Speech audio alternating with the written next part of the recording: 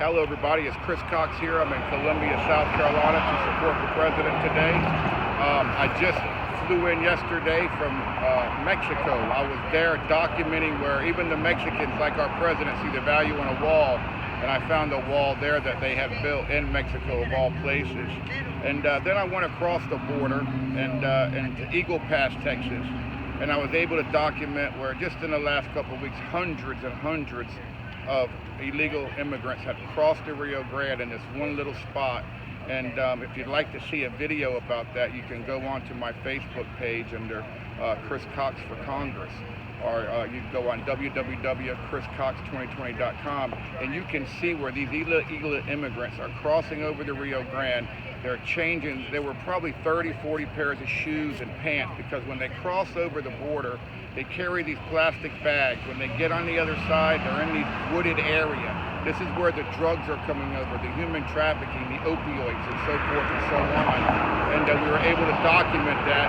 I spoke with several of the Border Patrol agents that told me it was just as bad now as it was back in February. And you might remember when they had all the patriots on the border protecting it along with law enforcement and Border Patrol. So again, I'm running for Congress in the 1st District.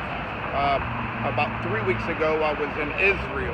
There I threw a 9/11 memorial ride there with all the bikers from Jerusalem and from Tel Aviv into Jerusalem, where we had a ceremony at the only memorial outside of America that has all the names of the murdered victims there. And I went there to show my district that I don't just talk about things like Border Patrol. I don't just talk about supporting Israel. I actually get out there and do it. I roll my sleeves up and get the job done. And I'm here, like I said, to support the president. The Bikers for Trump, I've turned it over now to our top lieutenant with over 100,000 members and about 400,000 followers. It's a political powerhouse. It is one of the #1 grassroots organization in the country that's working on a daily basis with the president's campaign. And we couldn't be more proud of them. But I've turned it over so that I can set my eyes and my focus on the 1st District of South Carolina. Right now we have a Democrat in office there for the first time in 38 years. This guy is as liberal as you get, all right?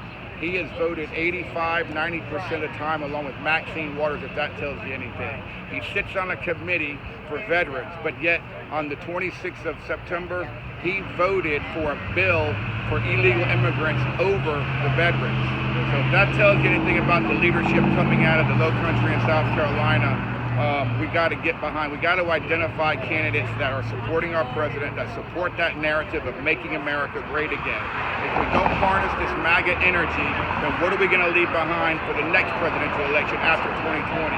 It's my efforts to get in there and to make a difference. I'm not going to Washington, D.C. to become famous or get rich. I want to go there and I want to make a difference. I want to raise that bar and move that needle. And the only way to do that is to implement term limits. So I'm going to run on 3 and out, and you can hold me to that. Unlike any other freshman candidate, I have relationships in place from all the midterm elections that the Bikers for Trump swung. From North Dakota to Missouri, down in Florida, Pennsylvania, North Carolina, you name it. So I've already got existing relationships. So when I get to the House of Representatives, I will be able to leverage those relationships and I'll be able to get things done. Not to talk about even the personal relationship that I have with the president. He's gonna wanna help me, and by helping me, he'll be helping South Carolina. Anyway, everybody, keep your head up. Stay away from the mainstream media. Find alternative news sources like the one I'm talking to you right now so that you can be informed, so that you don't get that spin, so you're not having to mitigate this political landscape through innuendo, allegation, hearsay, okay? That's what they're doing right now. They want to go from one thing to the other. If it's not collusion with the Russians, then they're over here trying to impeach it and having secret private meetings, okay?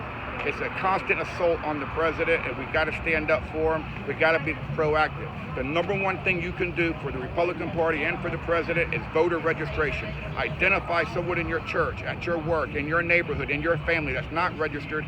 Get them registered, and you can make your vote count more than once. Thanks, everybody.